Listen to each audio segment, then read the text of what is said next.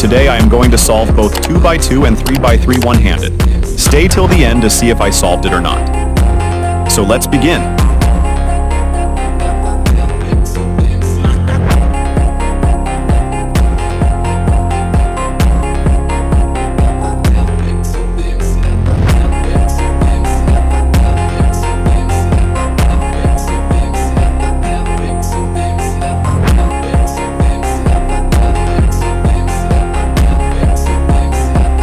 Now, to the 3x3.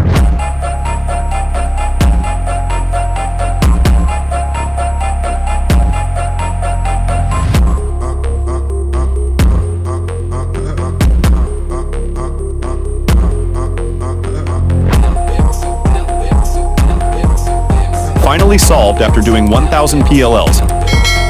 And the winner is 2x2.